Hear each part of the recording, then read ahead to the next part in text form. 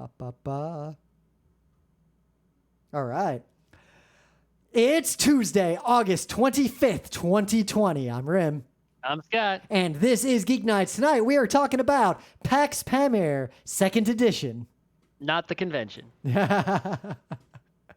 it's the kind of game we'd play at a convention. So, as you know, we had to set up a bunch of pipelines to record panels at home remotely. We're going to use this pipeline to do a bunch of other projects, probably. We're getting close to being in for the long haul in terms of content creation when we're stuck at home. And that's continuing. But one of the problems of us being in separate places is that I own a bunch of technology and Scott owns a bunch of technology, but there were pieces of technology that we didn't both have a good version of. Like, I have the really good mixer. Scott has like a one input device to use. Scott has the live wedge. I don't really have a like video switcher device streaming thing like that. So I actually I was going to buy an HDMI input card just to use better cameras for all these pipelines when I needed to. But I didn't want to get one that goes in my PC, even though those are extremely high quality. Like a Blackmagic, like PCIe card for that is just like A+ quality. Well, I mean, I just have a USB AVer one, and it's extremely high quality. Yep. Right. I just wonder if I can use more than one on the same computer at the same time, or if that will mess up. Yep. That depends on I've heard lanes. that it causes. Yeah, I've heard it causes a lot of problems to do that. And that's why you need the switcher thing. Yeah, right? Some of those things have a bunch of lanes. Or also, if you know what the problem is, usually you'll have the same problem you have if you plug in two sound cards. They can't ever like really be in sync with each other.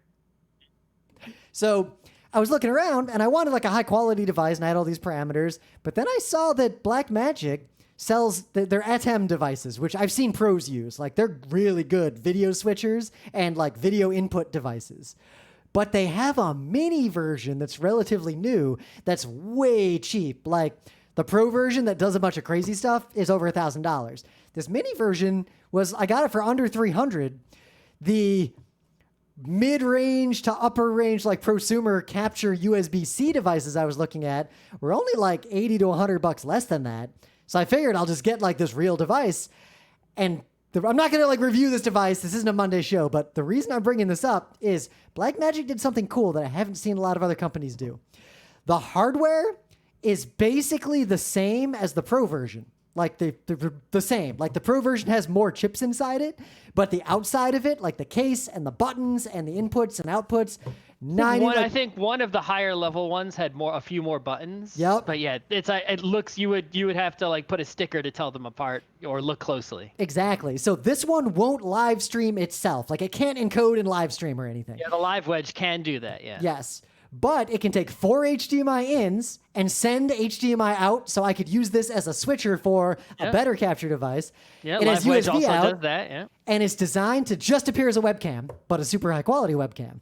Mm-hmm.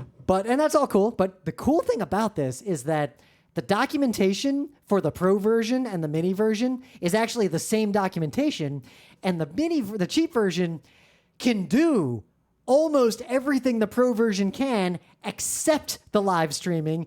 So if you want to say... That's the expensive part, because you need a CPU that can encode video. That's a relatively... I mean, it's not a super expensive CPU, but it still adds a significant expense to the device. It adds more power requirements to the device. The device needs more memory to hold the video data in memory, right? So the ability to encode video, just a video encoder, just a hardware video encoder is already a somewhat expensive device on its own for a good one that can do high res in real time.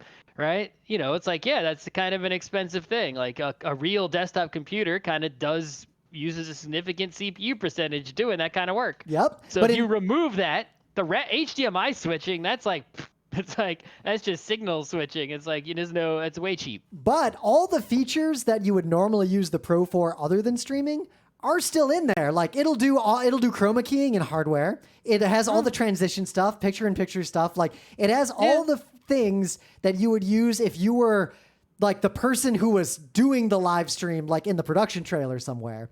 And I guess the point I want to make, the cool thing here is that the interface for this, the buttons, It's the professional layout. Instead of doing what most companies do, where you have like the prosumer or like low-end professional versions, and then you have like the consumer versions that just like have a simplified baby interface.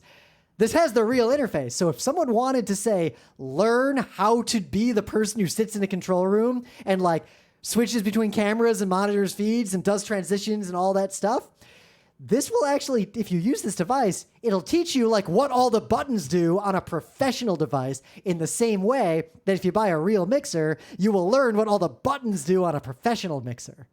I mean, yeah, so Blackmagic is not a company that is meant that serves an audience of like, consumers. Yeah, right? they serve prosumer and up. Right. Right. So if you look at like, like the capture card that I bought from like Aver, it's like a gamer capture card, but that doesn't matter. It's just the branding on it, right? But it's meant for gamers to like stream on Twitch. All it does is convert HDMI to USB 3 and also output HDMI with no delay, right? Everything else is nonsense, right? So it's like, they tried to make it easy because they knew the people using it might just be a gamer who's streaming on Twitch. It does everything I need it to do. I don't care, but it's like, they have different audiences. They have some products they're trying to sell to professionals that wouldn't have all this gamer crap all over it, but it would be mostly the same device. Yep. But Blackmagic is only serving people doing real work, right? They're not serving any other audiences. Yep, but that's it. Like, even though I don't need to use, like, I'm not going to use these buttons. I basically bought it because it's a video capture device that I can plug into any of my, like, computers anywhere, even my laptop, take HDMI inputs, it'll synchronize them all at ingest and like do all that stuff. But it's got all the buttons for a professional trailer rig. And I just think that's neat. Like, I don't see that often with hardware of the lowest tier having at least the same user interface as the highest tier. Yeah, I mean, it would that's cost a way to them learn. More. They're saving money. They could make one set of plastic shells and one set of buttons for all theirs. Why would they're like, oh no, we got to make a lower end model. Let's make a whole different plastic shell for it. Like a whole different mold at the factory, right? They don't want to do that. Yep. So anyway, in news, there actually is some big gaming news, and it's having pretty big reverberations through the game industry already. Like, it's bad news, and basically nobody on Earth seems happy about it. All right. Well, so the original news came a week or two ago. Yep. I don't even remember now. Facebook was like, look, all our Oculus headsets as of this day, like now, if you buy a new Oculus VR headset, like a Quest or an S, you have to use a Facebook account or you just can't use your hardware. Fuck you. Is that what it is, or is it just you can't go to the Oculus store or whatever? If you buy a new one now, you can't get firmware updates. If I gave you my Oculus and you wanted to make an account, you cannot make an account except via a Facebook account. But couldn't I just use it without an account? No, because there's no way to even set the device up, run the software, or do anything. Okay. So you're basically, unless you are willing to have a Facebook just plug account, into a computer and get recognized as like a new device. Here's the driver. Go, and then games. None of the stuff works. You can't do anything. Okay. How about that? So everyone before that date, because as far as I can tell, almost everyone who has an Oculus device does not link it to their Facebook account. Yeah, why would you? Because it doesn't buy you anything. It just makes your device worse, basically. Wouldn't it let you buy things from the Oculus store? No, you can do that with the regular Oculus account up to this point. Oh, so there's a regular Oculus account that predates Facebook buying them. So when Facebook bought Oculus as a company, there were already Oculus accounts. Yep. So you needed to make an Oculus account to set up the device and do all that stuff. Yep. And then you could use that or a Facebook account. Now it's Facebook only. So that was the first thing that happened. And basically, that's the thing that since the day of that purchase, the entire developer community has just constantly been afraid that Facebook would do this and was ready to bail on Facebook overall. Because no one who works with Oculus hardware was cool with Facebook owning it for a lot of reasons. And when this news broke, like, I follow a lot of experimental VR people in the games industry. Like, I know a lot of people from PAX Dev. My Twitter feed became filled with nothing but developers reacting to this negatively, trying to plan their post-Oculus pipelines, planning on replacing their hardware. No one's willing to have a Facebook account in that community. No, why would you? Exactly. But the real fear, I think, and there's more, like, there's a lot of more news happened on this, like, since that news. But the real problem, I think, what people are afraid of is that Facebook is trying to brand these VR headsets as Facebook in order to try to pull people into a Facebook app store and Facebook social network. Yeah, I mean, they have, the Facebook gaming, streaming initiative trying to compete with Twitch, YouTube, whoever, Yep. right? It's like, that's still a thing that exists. I don't know who goes there, but it's a thing. Yeah. They're trying to make it a success, I guess. I don't know. So yeah, basically, like, if I didn't already have an Oculus Rift and an Oculus Quest, I would never buy Oculus hardware again, and I definitely won't buy new Oculus hardware because I'm unwilling to have a Facebook account, even a throwaway one. Well, this is very similar to when GoPro had a controversy when they switched the GoPro app so that, yeah, you could use you could buy a GoPro and use it, right? Yep. But if you you needed the app on your phone or, right, to like, get firmware updates and and you get extra features when you hook it up to the phone. And when they came out with like a new version of that app and a new GoPro, I forget which one it was, 4 or 5, I think. They made getting a GoPro account mandatory, even if you weren't going to pay for their special extra features. Mm-hmm. And people were like, that is some bullshit. I don't like that. And now it was so much uproar that, yeah, now it's optional. The app still sort of encourages you to make a GoPro account, but you do not. And people are also worried, like, well, what if I can't sign into my GoPro account because I'm out in the middle of the woods and then I can't transfer my file, connect to my GoPro? It's like, so GoPro relented and they made it optional, right? You can just buy a GoPro, use it with your phone without making the account, without signing into the account. So I watched the entire developer community in VR basically abandon this platform instantly. And then the article that was posted like the next day, like even The Verge, their headline for this was, quote, Facebook is making Oculus's worst feature unavoidable. Well, okay, so the news today is that they're doing even more rebranding. They've changed. What did they change? They changed like the name. So Oculus Connect was like their conference, and they've renamed it. It's like the Oculus convention. They've renamed it Facebook Connect. It's coming up like in a few weeks.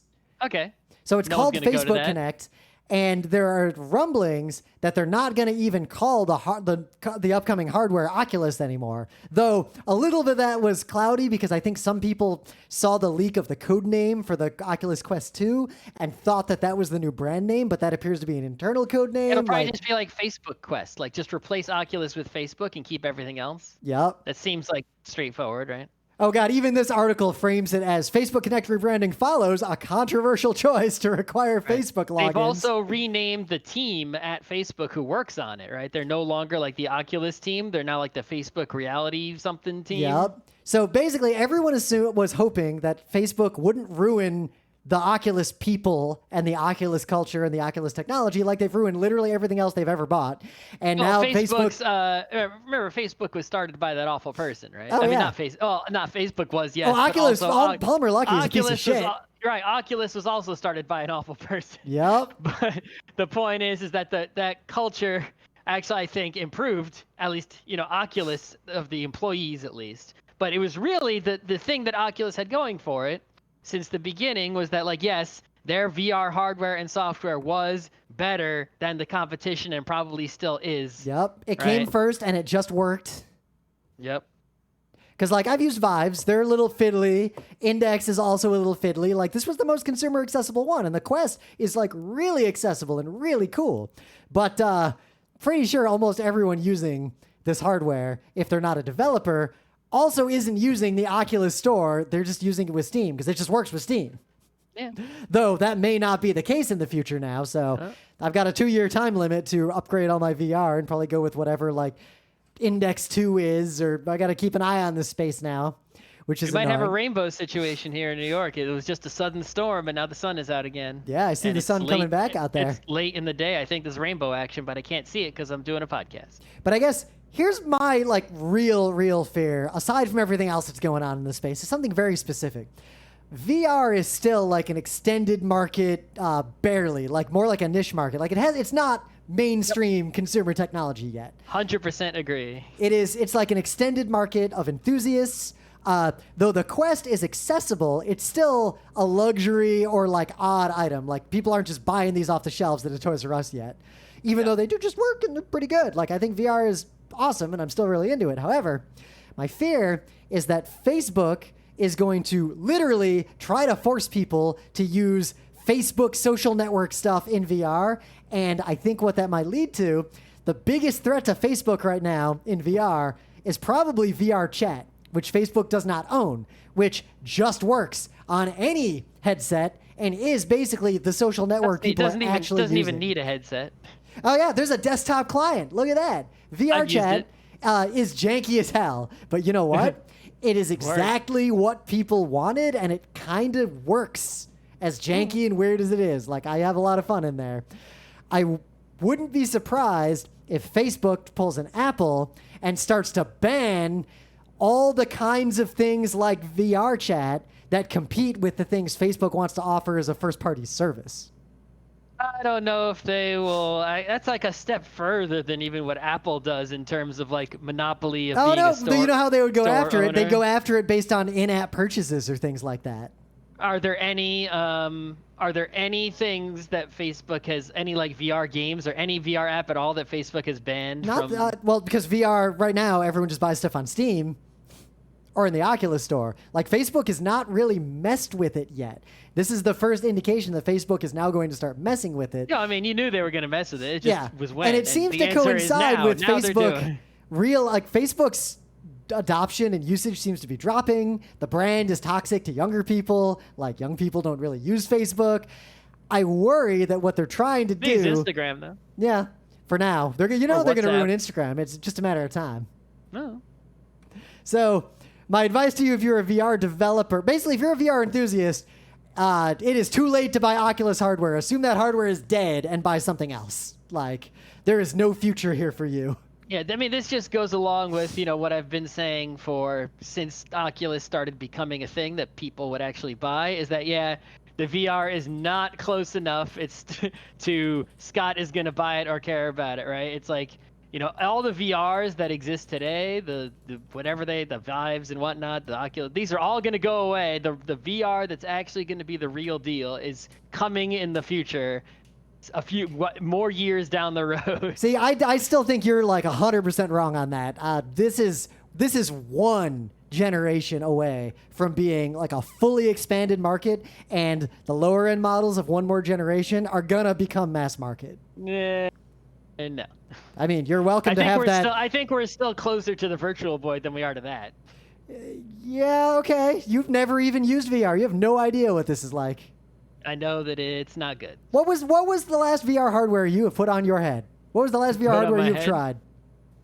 It's still, what's the difference? It's just a higher resolution, screen. You're still putting a screen in front of your eyeballs. It's not any different. It's going to be that. It's going to be screen in front of your eyeballs for 20 to 40 more years. All right, so in 20 to 40 more years, call me. Okay, well, the rest of us will keep playing with VR. But anyway, the story here is just Facebook is doing everything they can to destroy Oculus. Well, they're not trying to destroy it. They believe. Well, you know what I think they're trying to do? I think what they're trying to do specifically is get younger people to get Facebook accounts. Well, I don't know how many young people have a VR headset. More than you realize. Quest actually sold really well. Really well? How many? I can go try to dig up the numbers. I can't imagine it's that many. And there's enough of an ecosystem to where did it even outsell something like PSP? There is enough of an ecosystem where there are numerous independent game studios profitably making VR games. I guess if you make, really quick ones like VR chat, you don't need to sell that many. Well, VR chat is very, very Second Life-y in that it's very sort of just open. Like you can just make whatever in there. So like someone will give you a link to a secret avatar world filled with, it's all just copyright violation I'm just everywhere. saying, if you look at games like, the bomb defusing one, right? It's like, that game didn't cost a lot to make, so you don't just sell that many copies. Yeah. That game is basically like a kind of a toy compared to what's coming out upcoming. Also, what's going to, I think, actually drive headset adoption among our demographic, like expanding the extended market? That new Star Wars game, as long as it's at least passably good. Yeah, I think that's definitely I think you're going to see low-end VR headsets and hot ass sell the hell out after that game gets released. Microsoft Flight Simulator already sold all the hot ass. There's none left. Yep. So you're going to have to get another production run. But the point is, Yeah, I definitely see that as a good path for game developers is if your game has a first-person camera of some kind, right? If you're making a racing, especially vehicle games, racing, airplane, anything like that, Yeah, boat, now you're right? saying that. In my professional experience, that is not the case. Almost any plane game, like airplane game, with a headset will make people violently nauseous. Well, anyway, the point is, I Space think if games you're are easier for reasons that are way out of scope for the show in the the point is, news. I think if you're making a game that could be VR, but like doesn't have to be VR, right? So like the Star Wars spaceship game, right? It's like, yeah, that could be VR or it couldn't be. It works sort of equally well either way. It's not like a game, like Half-Life Alyx where it's like it's got to be VR. This game is a VR game. It wouldn't really work on a screen that well. Yep, Half-Life And it's Alyx not- is and super good in VR, but would not Right. really be worth playing if it wasn't in and VR. it's not a game like, I don't know, fucking chess, where VR chess is kind of like, all right, it's better on a screen to just play chess than to do a tabletop simulator VR chess, right? But Star Wars in a spaceship flying an X-wing, sort of equally good at both. The screen and the VR modes are sort of equally valid. So if you're making that kind of game, add support for VR, but don't require it. Make both experiences equally good, the same way that you could make a cartridge that would be good in a Game Boy Color and a black and white Game The Boy. equally good is key, though. So many people try to take an existing game they've made that would be good in VR and add VR to it. No. That's how you get Fallout 4. It's got to be a game that can work either way, that has a first-person camera naturally, that just sort of works either way. Actually, third person works really well too. You just see yourself. You're hovering. You look at yourself while you're in VR. Or you're looking down and interacting with things. Like there's a lot like that Moss game is like that. You're basically piloting this little mouse around in a complex 3D environment, walking around it and solving puzzles. But the camera is first person. You're standing over the mouse. Third person works fine. It's really immersive. Interesting. All right. You've never seen modern VR. So you have no idea. So you aren't the mouse. You're something. No, you else. are the mouse. You are the mouse. You move the mouse with like controllers, and you can So, also but you're reach not into the world mouse, with your hand and futz with stuff. So that you're not the mouse. You're some hand of God You're both. outside. The same way I'm not Mario when I play Mario Brothers. I'm still me.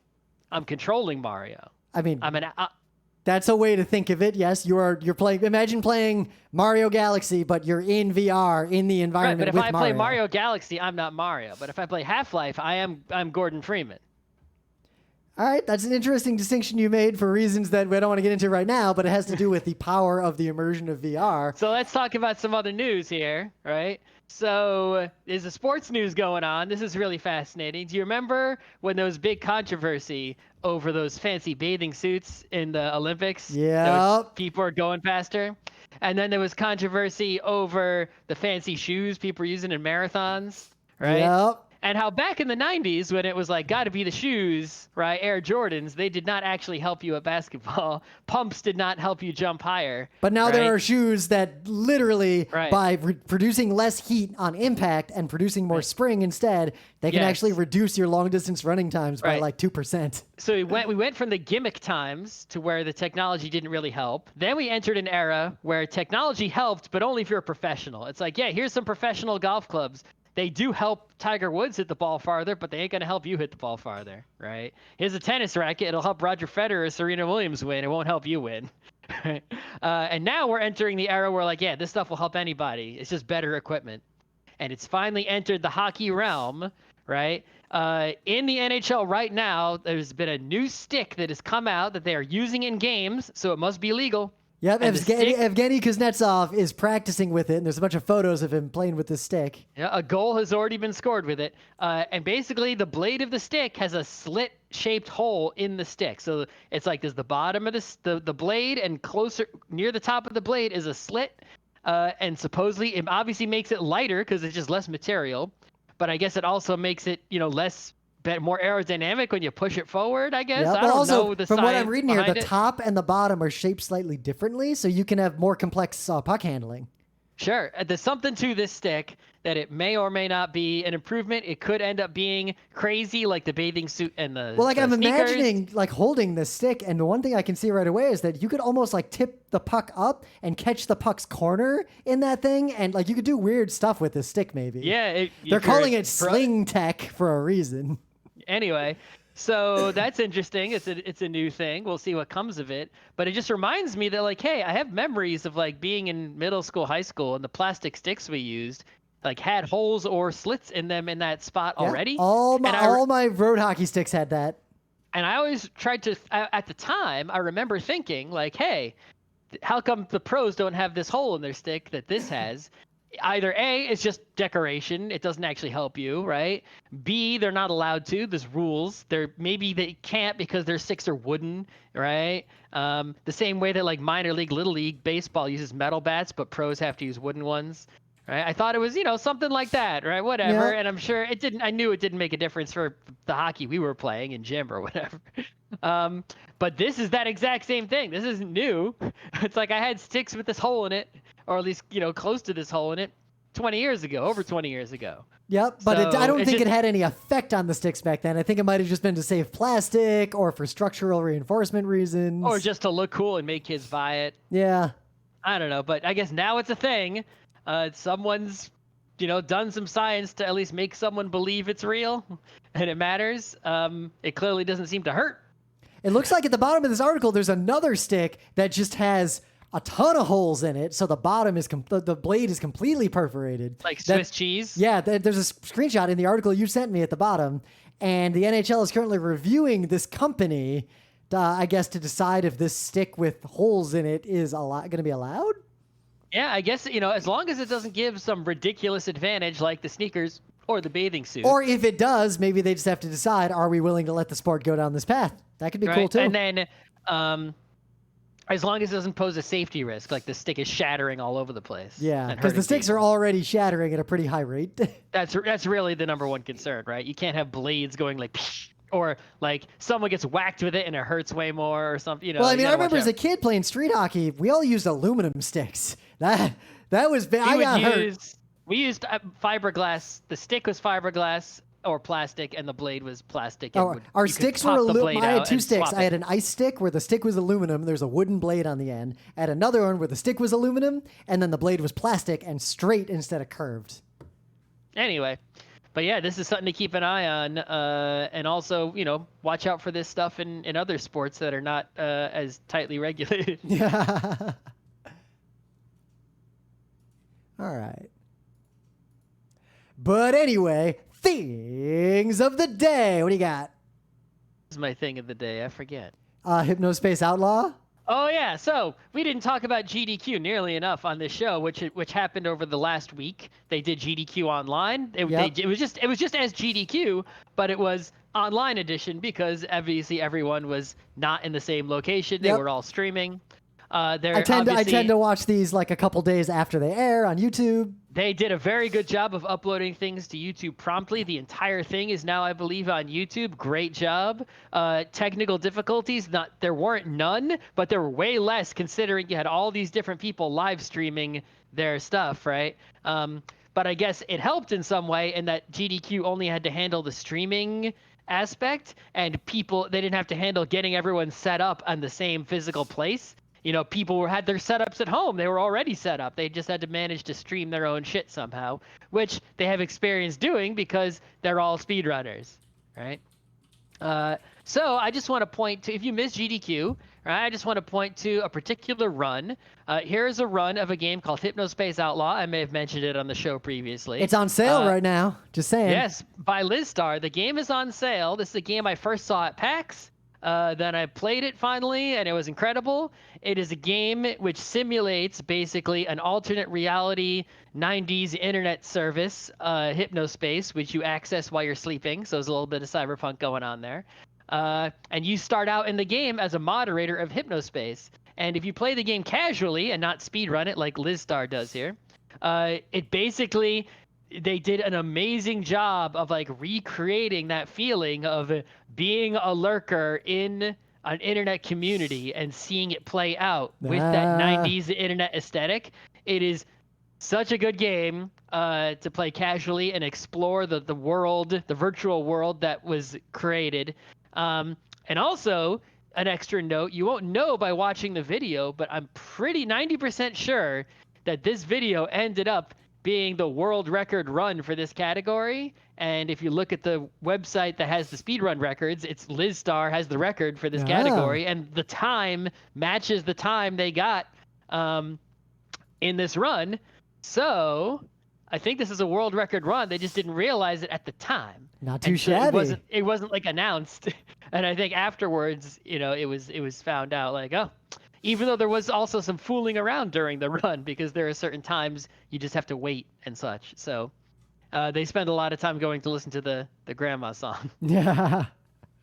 So I saw this tweet that led me down an interesting rabbit hole, but the tweet was calling my attention to a Reddit that I hadn't really noted. Maybe I noticed it and forgot about it, but the Reddit is called What Is This Thing? And it's a place. I've heard of that Reddit, but I have not visited it. So it's a place where people will post a thing they found and basically ask other people to explain what the hell this thing is, which honestly a pretty good idea. I've seen weird things. I wondered what they were. But this Reddit is notable in that it has a shockingly rapid rate of responses and high success rate at identifying very strange and unusual things. But the thing that called my attention is this terrifying picture of something, and someone's just like, help me, what is this? And there was an almost immediate combat that said, this is going to sound crazy, but that is a harness for a combat dolphin.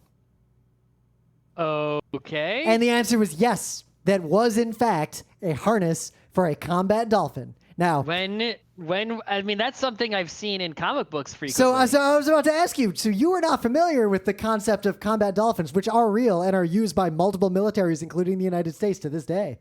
I've heard of people using dolphins for military applications, but the dolphins would be operating like on their own. Like they would train a dolphin to go do something. I had never heard of someone riding a dolphin. No. The harness is not for someone to ride a dolphin. The harness is for the dolphin to wear to be able to accomplish its mission, which may involve killing someone. I was imagining like a saddle almost. Okay. No, this is like a harness that the dolphin can use to carry the tools they need to murder a guy. Yeah, okay, yeah, I got that, yeah. Because one of the things that these combat dolphins are trained for is to catch basically frog divers and murder them by attacking their air supplies. Mm. Like, that's a thing. At least that's one of the things they could have been used for. Also, mine detection. It could be a thing, or it could be like the time that, we did the thing of the day with the Scottish Army ration. I was annoyed that only one person asked me if that was real after the show. Many people clicked on that link. Only one person exhibited even the tiniest degree of skepticism. Mm-hmm. But anyway, so I actually went to this Reddit and subscribed because this Reddit's pretty up my alley. And the funniest thing I noticed about this Reddit, if you get on this rabbit hole, they have a bot. And the bot's sole purpose is to immediately respond to anything that someone posts that appears to be a bomb, giving them instructions on how to not get blown up and how to contact the appropriate authorities. And it's also... How many people find a bomb? A terrifying number of people. That is like the most common thing people find where they're like, what's this thing? I have a feeling people are just playing a game with that bot trying to find bomb pictures on the internet, and then they post it in that Reddit to get the remember, bot my dad was a fireman. You know where you have a lot of bombs turn up? Old people, mostly Vietnam and World War II veterans die. How did you bring a bomb home? They just bring them home. My grandpa brought a fucking shell home. We just had this shell. You're on a plane or a boat leaving Vietnam. You finally were allowed to leave. You finished your duty and survived. And you've got a bomb. And you're just sitting there on the plane or the boat with it, and no one gives a shit. Yes, people brought a terrifying amount of things home with them from wars. You're just some dude in the military, and you get off the boat or plane in the U.S. in the 70s. And you just get off and you're carrying a bomb. Do you know how many times my dad had to respond to some firefighting call where literally the problem was someone was cleaning out Grandpa's attic and they found a bunch of explosives? Oh my God, Grandpa. That is a thing. People like just bring a landmine home, put it in the basement, forget about it, sell the house. It's still in the basement. Someone buys the house. What's this thing? Oh my God. Sometimes they're demilled. Like, I don't know where it is anymore, but I had a shell. I knew people had like grenades that were just, there's nothing in them, right? So it is not that uncommon for grenades that, quote, have nothing in them to in fact have something in them. These definitely didn't have anything in them because they didn't have the handle or the pin anymore. Yeah. So if there was something in there, it would have blown up already, right? But I went to the site, but the most terrifying thing I found was not actually a bomb, though there are a lot of bombs here. But it was a picture of a weird siren-looking device, and the person was like, "What is this? I think my neighbors set this up to harass their other neighbors." And the answer was yes, your neighbors are psychopaths, and they set up this alarm thing to like blast sound at some neighbor, probably over some petty HOA dispute. So yeah, that's my thing of the day. Okay. In the meta moment, we're stuck at home, but we are going to be live to tape at not one, but two upcoming conventions on Friday, September 4th at 4:30 p.m. Pacific time. So like 7:30 p.m. Real time, New York time. Judge anime by its cover on the Yuzu stage at the Crunchyroll Expo Virtual. And then on Friday, September 18th at 2 p.m. Pacific time, or I guess 5 p.m. real time on the PAX 3 channel. Where is the finish line?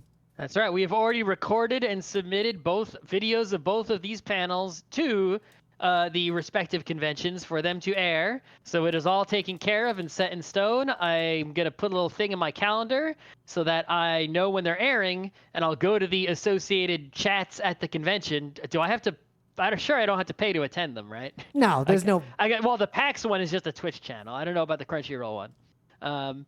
And yeah, I will go and attend these events and be in the chat while they're going on in case I have to say anything, I guess. Yep. Answer questions, just be social. It'll be interesting to see what kind of audiences these get, because online cons are still kind of a new thing and everyone's still trying to figure out how to make them work. See if anyone actually goes or cares. Yeah, because there have been a lot of online cons that I would be interested in, but I didn't bother with because I don't have time. Yep. In some related meta, right, after I was done recording for PAX Online, I did a little experiment. I went to the GeekNights Instagram, which almost no one follows, and I used the Instagram Live feature, and I did a little behind the scenes showing how the PAX Online panel recording technology setup was done, at least in my apartment.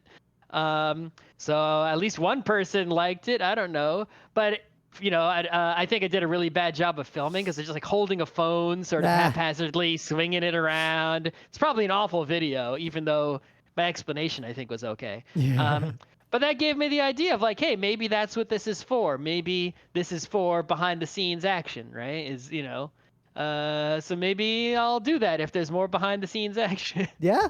Also, which there may or may not be. Where we're increasingly playing games with the listener and also streaming stuff and just hanging out. The Geek Nights Front Row Crew Forum Discord is actually getting more and more hopping lately because we like our forum. We're keeping it going, but the kids don't use forums anymore. Forums are very like... Some people do. They do, but forums are very 2000s, and the reality is way more people interact in the Discord. Regardless of whichever way you want to interact with us. They're all there. Email, Twitter, just DM us, DM's open, any kind of way you want to contact and communicate with us. Except don't show up at my house. Do not show up here. If you did show up at my house, it's like, maybe, I don't know. It depends. I guess now is not a good time. Yeah, now is a particularly not good time to show up at our house to ask a question about Geek Nights. Yeah. But I mean, there was a listener at one point who turned out to be a conspiracy nut. But before then, before revealing their nuttiness, they were just texting me. And they were reasonable until they weren't. I remember one time we recorded a video for like Anime Boston, and a listener emailed me and was like, based on what's out the window, do you live here? And I was like, yes. That was cool and also terrifying. But yes, sure, you're right. You figured it out. That's where I live. There's internet. You can figure out where I live, right? It's like, what am I gonna do about it? But they figured it out based on what was in the background of our balcony, because that building used to not be in the way. Yeah. Granted, Whatever. I think any New Yorker could figure out where we live just based on that picture. If you post a photo of New York, it's like a good 60-something% chance I can tell you where it is very, very closely. I can very likely at least tell you which borough it's in pretty quick. That would actually be a really good game, right? Where we post a photo of New York, and you have to click on the map of New York, and you get one click, and how many feet away you are, right? Because remember there was one that was like a country one where the map... Anyway. Ooh, that could be fun. Yeah, it could be fun. The key is it can't be like I've seen a Reddit there's a game like that. There's a bunch of games like that. The key to this one is it's got to be like 1,000 people are doing the picture at once, and everyone only gets one click, and you just eliminate players. Oh, you want to do that? I figured just go to a website where you play by yourself and see That how could good happen you are. too, but you only let people guess once. Don't let people try to figure it out and zoom in. No. You guess, and then we show you the right answer, and you get points based on how I far away. want the people who look at a screenshot and they're like, "Oh, that's 233rd Street." All right, whatever. All right, yeah. Otherwise, let's get into it. We played a game called Pax Pamir 2, the second edition of Pax Pamir. Yep, I played Pax Pamir 2. I've never played Pax Pamir 1, but I Neither played have Pax Pamir 2, right? Which is designed by the same guy, Cole Worley, who made Root. I think he designed both of the games. 2 is like a updated edition, obviously. And 2 is kickstarted somewhat recently, maybe like a year or two ago. And there was a second Kickstarter for 2.0, which I did back. Yep. For like over 3,000 backers, almost 250 grand. Right, which is for another printing of the game, right? So they did a Kickstarter for the game, and then they did a Kickstarter for a second printing. I already Kickstarted the second printing. It should be shipping soon-ish, I guess. But yeah, so it's a PAX game, just like PAX Renaissance, PAX Porfiriana, PAX Transhumanity, right? I haven't played that one yet either. I played Transhumanity one time. I didn't understand it. So it's in that series of games. They're tableau building, card games. They're, where the heuristics are quite advanced. They all have a certain sort of sensibility to them, even though they have radically different mechanics in many cases. Yep. Have we done a show on any PAX game before? I think we might have talked about PAX Renaissance. I'll double check and I'll link to it if we did. Anyway, so when I played Pax Pamir 2 for the first time, it was at PAX West. It's not related to the convention anyway. And I played with someone who had played PAX Pamir 1, and they were upset about the differences. But every difference that they brought up that made them upset was something that actually, when they explained it to me, I felt that 2 significantly streamlined the game and made it better based on their description. So thanks to that, I'm slightly interested to see what 1 is like, but basically from the knowledge I have gained, not experience, but information, I feel like 2 significantly streamlines and improves upon 1, and there's not much reason to play 1. Just play 2. So what is up with Pax Pamir 2? This is a game where you play sort of an Afghan warlord type person during the time of troubles, I guess. So we're talking 19th century, like post-Napoleonic War era, but after an empire collapsed in the region, and basically the colonial powers are all trying to play their game and mess around in Afghanistan for a lot of historical reasons. I think historically it was called the Great Game or something. But basically, you had Russia and Britain both coming into Afghanistan, plus the Afghani people, right? And all shuffle, right? All kinds of political war stuff going on. And I don't know, I'm not versed in the history of it. I just know that something went down then that was pretty interesting. Well, here, actually, the description of the game really says it best. In Pax Pamir, players assume the roles of 19th century Afghan leaders attempting to forge a new state after the collapse of the Durrani Empire. Okay. Western history is called this period the Great Game because Western history is mostly around fucking with native people and calling it some sort of game or diplomacy. Yes. But basically, the game is from the perspective of the Afghani people making alliances and deals with these different foreign factions to try to achieve their own ends and have some agency in their own affairs and to manipulate these interloping foreigners. Yep, exactly. So that's the theme of the game, right? So how does the game... I got it. How does the game actually work? If you look at the categories this game is listed in Board Game Geek, economic, educational, negotiation, political, post-Napoleonic, spies, secret agents. But even funnier, the list of mechanisms, action points, area majority, influence, area movement, card drafting, hand management, and 3 more. Yeah. So here's how it works. It's basically a tableau builder, meaning that in front of you, you're going to be building a set of cards that represent your everybody's, right? Sort of like in the same way Magic the Gathering is a tableau builder, right? You're summoning creatures, right? So there's a market of cards, and everyone starts with the same amount of money, and you go ahead and you buy cards from the market, and the card, it does that same thing that Vinci or Small World does, where if you want, a lot of games do this, where if something is brand new in the market, it costs a lot to go that deep, right? If you want something that's been sitting in the market for a long time, something low demand, no one wants it, it made its way all the way to the left side of the market without anyone taking it, you can take it for free or cheap, right? And then you play cards into your tableau, and you do what they say on them, right? Trouble? I think my yelling got somehow activated Siri, and Siri somehow played a song.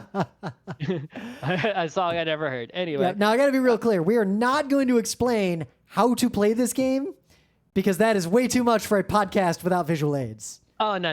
We're going to talk about this, like what it feels like to play the game and the kinds of things you do, but all the PAX games, they, like I said, they all have a similar sensibility, even though they're mechanically extremely dissimilar. Yep. But like it's hard to explain and describe until you play multiple of them, but your brain will engage with them the same way despite the mechanics being so different. Right. So you buy cards, you play them into your tableau, and that gives you new abilities, right? And you use these abilities and the cards that you play to influence the board. And the stuff you put on the board, some of that stuff is just your stuff, like cylinders that are like your tribes from your people. Yep. Right? But most of the stuff you put on the board is like a British road, right? A Russian army, right?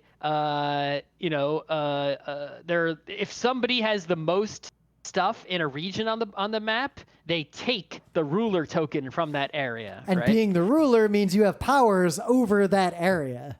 Exactly. Like you can tax people and stuff. Right. So the way you there's all this stuff going on. Your cylinders that you use to be tribes could also be spies. You put them on other people's tableaus. They move around the board doing stuff interfering with tableaus. Yeah, imagine a 5-player Magic game and you have one card that literally just slides along all the other players' cards and then eventually does something, like assassinates the Siobhan Dragon. Yeah, stuff like that. But the way the game is scored is that there are these 3 sets of basically like these. If you play the physical version of the game, they're these really nice kind of like resin, like, bricks. Oh, basically. The components are so good. I touched an early version of them at a PAX. They're like, super nice. They feel almost stony and grainy, but not in a bad way. They're like extra high quality and fancy. And there's 3 sets. There's the Afghan ones, which are green, the British ones, which I think are yellow, or the Russian one's yellow, and the British ones are pink. Yes. Right. And it's equal numbers of all 3, and it starts with none of them on the board, none at all. Every player chooses to ally with one of the 3 factions at the start of the game. So whichever one you're allied with, you're going to be, when you build a road or an army, you're going to be taking one of those pieces, right, and putting it onto the board. So if you're Russian, if you're allied with Russia, you take one of these bricks and you put it standing up long ways to be an army, and you lay it down flat ways to be a road, right? And then, other players are putting them on the board too. There might be more than one player with the same alliance. All players could have the same alliance. Yeah, we might all just be in with the British and just be colonial pieces of shit in there. Fighting against colonizers, right?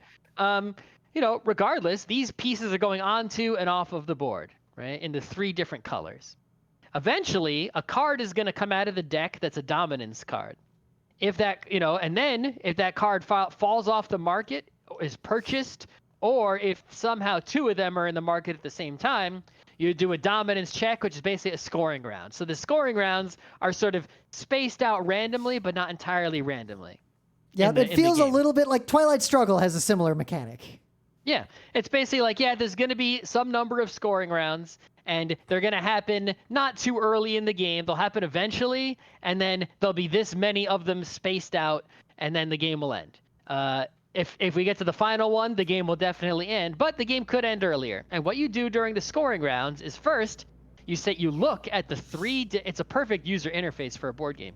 You look at the 3 rows of remaining bricks that are off the board, and you say, all right, is there anyone who's like really got a lot of bricks on the board, right? Is there like a ton of British ones on the board? There won't be that many left off the board. And they're arranged in 3 rows, so you can easily see, Britain's got way more on the board than everyone else just by looking at it instantly.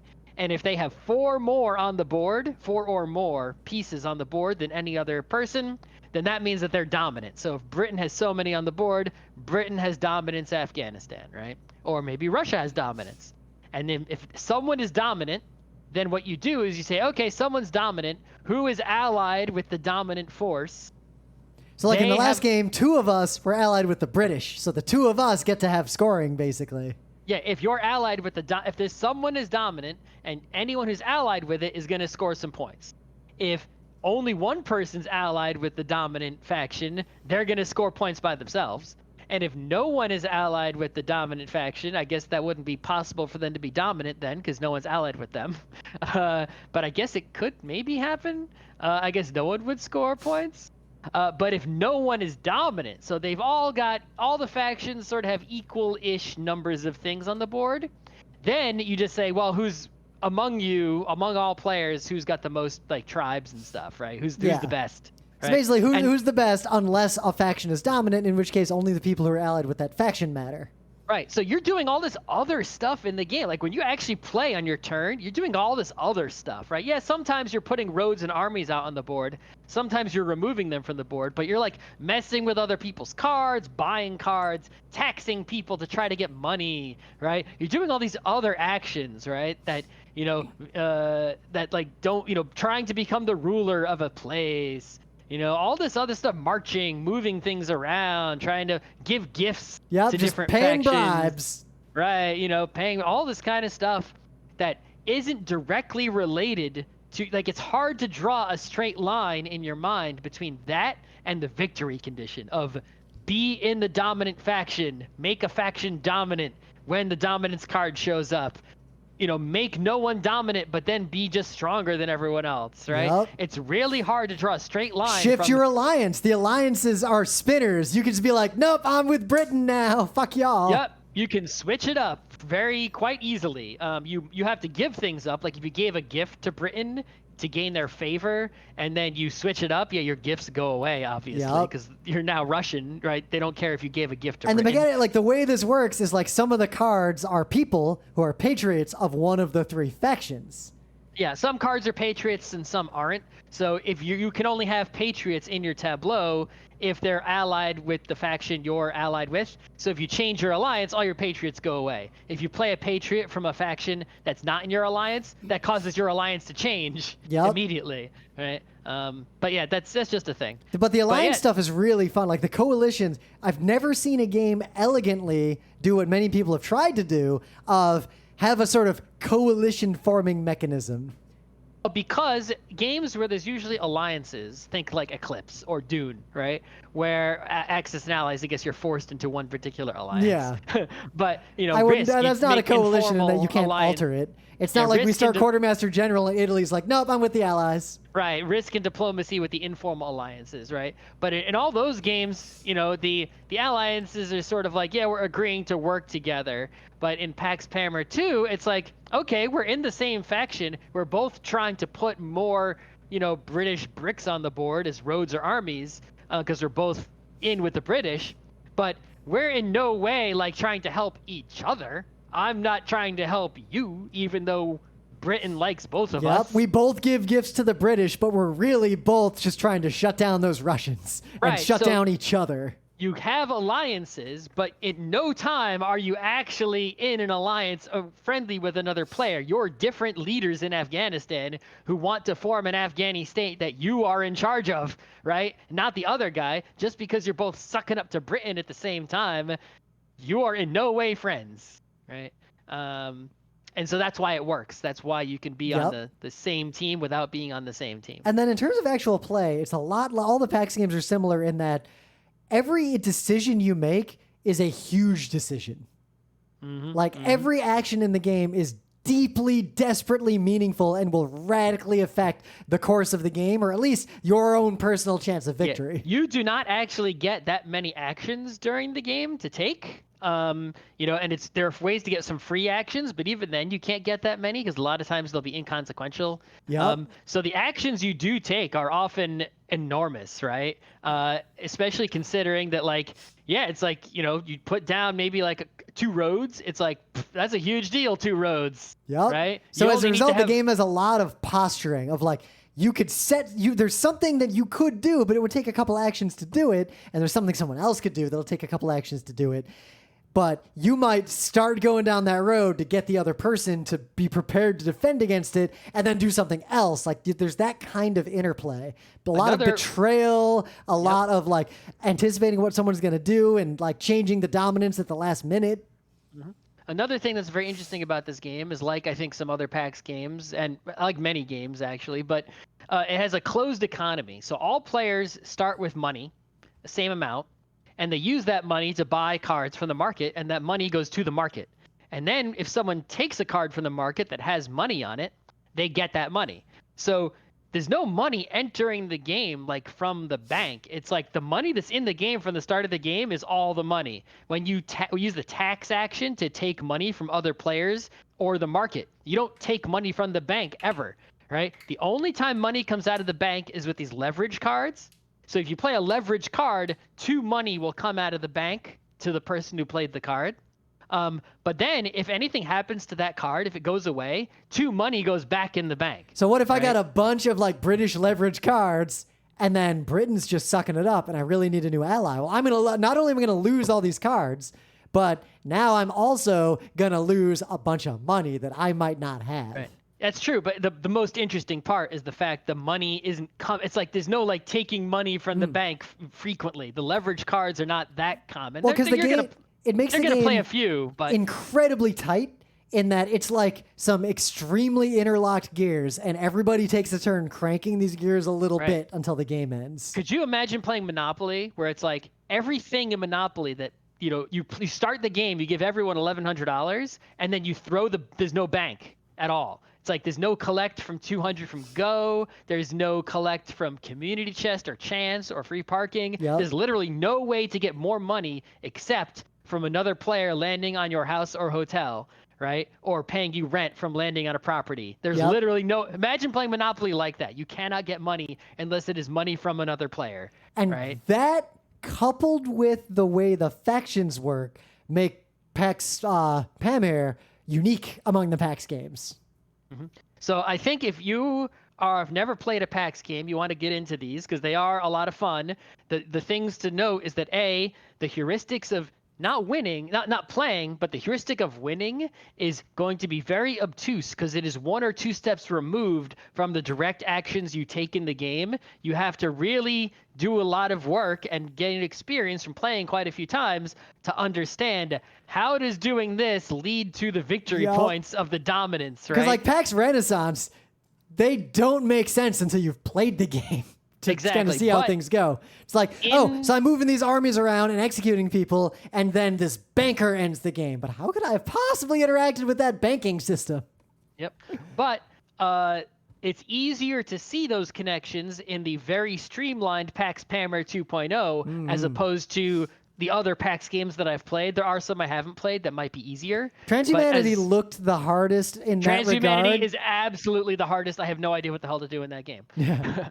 I walked by you playing it, but I've never played it. But also, the game is actually, you might be intimidated to not play it at all, but much like 18XX, it is especially this heavily streamlined, well-polished, not just in production value, but also rules, Pax Pamir 2.0, to learn to play the game is, if you can play any other Euro-y game, a Small World, a fucking Carcassonne, if you can play it, you can play this game, right? It's like buy a card, play a card. It's easier to play the Magic the Gathering, right? Yeah. It's like buy a card, play a card, do what your cards say. The cards are very flavorful. They're all like characters from, historical figures from the time and place that are relevant, with lots of flavor text on them. That's a lot of fun. And the cards do things that are relevant to what the cards are, flavor-wise, which is fun also. Oh, Chris popped into the chat. Transhumanity is indeed the hardest for directional heuristics. There is no question it is the hardest. I could barely even play a card in that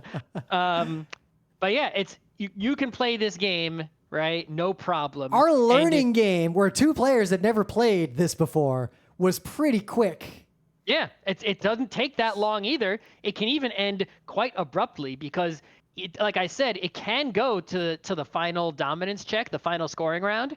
It can end on any scoring round. If one player if a player in first place, okay, if the gap between the first place player and the second place player is 4 or more points, the game immediately ends and the player in first place just wins. That could happen on the first scoring we round. might have just talked about something like that in a panel that's going to be live at PAX soon. Oh, maybe. Yeah. Talked about game endings. Oh, yeah. But yeah, it's like so in fact, if you are allied, let's say I'm allied with Britain, and Britain is dominant in the first dominance check and no one else is allied with Britain, that would be 5 points for me. I would just win immediately. Right? That's just an instant win in this game. Yep. So the game is a lot of like slow and thoughtful reaction to the state of the world and what other players have done. But so it's very slow and thoughtful. If you have not kickstarted, there should be possible to buy this game afterwards, I imagine, but you'll have to wait a while. Even the Kickstarter people are waiting a while. It is worth it to get the physical edition if you plan to play it a lot, because it is very fancy and well made, and it's not that large. It won't even take up a lot of space.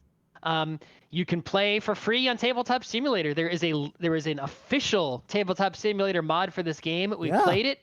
It's still crappy Tabletop Simulator, but it's about as good as Tabletop Simulator is gonna get. This is an aside, but I will say this. Counterintuitively, and this sounds crazy, Tabletop Simulator is actually way better in VR than it is on the desktop for almost any game, because it's a lot of fiddly interface stuff, but in VR, you just pick up the pieces and move them. Like, stuff just works. You don't have to know any Tabletop Simulator stuff. So, Pax Pamir 2, terrific game, as you would suspect, from a terrific designer. I want to play it again. I want to play it a lot. After play, I definitely think it's pretty much this and PAX Renaissance are sort of tied in terms of they are like my favorite PAXs are the ones I understand the most, the ones I've played the most. I think I'm going to lean toward this one more if they both get a lot of play. Right. Because this one seems like Hansa Teutonica is a similar situation for me in that Hansa is a very reactive game. This is also a very reactive game. The decisions I'm making are based very solely on what other players are doing, and the cards coming up are just sort of like they're setting the stage. But in Renaissance, the cards that are available dictate the course of the game much more directly, I found. Yes. I would say that Renaissance I prefer for 2-player, and I prefer the theme of Renaissance. I like the Renaissance period more than I like we both Afghan know more Wars. about the Renaissance, so PAX Renaissance is easy. Like, we have more heuristics. Even if I studied both, I like the Renaissance more than I like Afghanistan. I'm more interested in it, but because I'm a white person. But in terms of more than 2 players and in terms of better streamlined, more elegant rules, I think I would lean towards Pamir 2 for a first PAX for someone. I think I would agree, because my first game of PAX Renaissance is a little bit less streamlined. Was definitely you won't understand what you're doing and you'll lose and not understand why. Then we'll play again. And that's exactly how it went down. I didn't understand why I lost. I don't dislike the other PAX games I've played, like Transhumanity or Porfiriana. I do like them less than these two, and they're much more difficult and harder to develop directional heuristics for than Renaissance or Pamir. So stay with Renaissance. My recommendation is go Pamir and Renaissance based on your preference and the number of players. And if you're really into them and you play them a whole bunch, then go look at some other PAXs and see what the deal is over there. And if you figure out how to be good at PAX Transhumanity, let us know. I would love to know what you're doing in that game. How are you thinking? Yeah, I don't even know what's going on there. All right, I think it was a fun show. Yeah. 139 playbacks on this one. Huh. Save as well.